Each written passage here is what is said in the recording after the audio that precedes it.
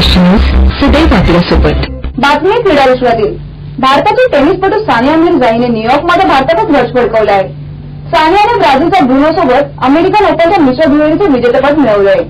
सानिया आणि ब्रुनो यांनी अमेरिका आणि मेक्सिकोच्या जोडीवर 6-1, 2-6 आणि 11-9 असा विजय मिळवलाय। सानियाचे हे तिसरे ग्रँड स्लॅम मिश्र दुहेरीचे जेतेपद ठरलंय। ग्रँड स्लॅमच्या मिश्र दुहेरीच्या अंतिम फेरीत खेळण्याची सानियाची ही 5वी वेळ असली तरी ब्रुनोच्या साथीने हा तिचा पहिलाच अंतिम सामना होता। निवृत्त मुख्य सचिव JS सहारिया यांनी शुक्रवारी राज्य निवडणूक आयुक्त पदाची सूत्रे हाती घेतली आहेत।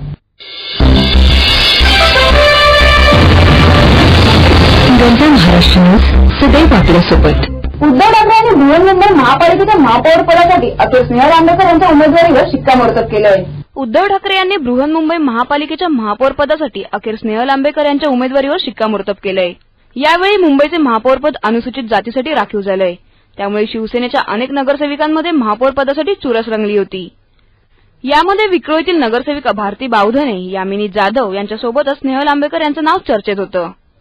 यापैकी यामिनी जाधव खुल्या प्रवर्गातून निवडून आल्यानं त्यांचं नाव याआधीच मागे पडलंय। त्यामुळे मुख्य चुरस बावधने आणि आंबेकर यांच्यात होती। विद्यमान महापौर सुनील प्रभू यांचा कार्यकाळ येत्या 9 तारखेला संपतोय। त्यामुळे येत्या 9 सप्टेंबरला मुंबईच्या महापौर पदाची अंतिम निवड होणार असून याआधीच माझा निर्णय अंतिम असेल असे संकेत उद्धव ठाकरे यांनी दिले होते। त्यानंतर स्नेहल आंबेकर यांच्या उमेदवारीला सर्व नगरसेवकांनी सहमती दर्शवली आहे। प्रभू हे खुल्या प्रवर्गातून निवडून आले होते। माजी वैद्यकीय शिक्षण मंत्री आणि विद्यमान भाजपा खासदार हिना गावित यांचे वडील विजयकुमार गावित भाजपमध्ये प्रवेश करण्याची शक्यता आहे। नंदुरबारमधून माणिकराव गावित यांना हरवून हिना गावित केंद्रात दाखल झाल्या आहेत। त्यानंतर नंदुरबार मतदारसंघात भाजपनं सत्ता मिळवली आहे। त्या पार्श्वभूमीवर आगामी विधानसभेसाठी गावितांनी भाजपमध्ये प्रवेश केल्यास हा प्रवेश महत्त्वाचा ठरणार आहे।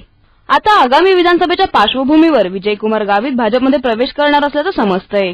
विधानसभेसाठी नाराज असलेले काँग्रेस राष्ट्रवादी नेते आता भाजपमध्ये दाखल होत आहेत। त्यामुळे आता गावितांच्या भाजप प्रवेशामुळे युतीची ताकद वाढणार का याकडे सर्वांचं लक्ष लागलंय। त्यामुळे आता गावितांच्या भाजप प्रवेशामुळे युतीची ताकद वाढणार का याकडे सर्वांचं लक्ष लागलंय। महाराष्ट्र न्यूज सदैव आपल्यासोबत। पुढील बातमी सांगलीमधील। सांगलीमध्ये सर्व शालेय विद्यार्थी शिक्षक दिनी अत्यंत आनंदात असल्याचं पाहायला मिळालंय। जिल्ह्यातील जवळपास सर्वच शाळांनी पंतप्रधान नरेंद्र मोदी यांचे स्वागतही आपलेपणानं केलंय। पंतप्रधानांनी जेव्हा शिक्षकांप्रती आदर व्यक्त केला तेव्हा अनेक शिक्षकांना आपल्या भावना अनावर झाल्या होत्या। विद्यार्थ्यांना पंतप्रधान महोदय प्रत्यक्षात समोर संवाद करतायत असंच वाटत होतं।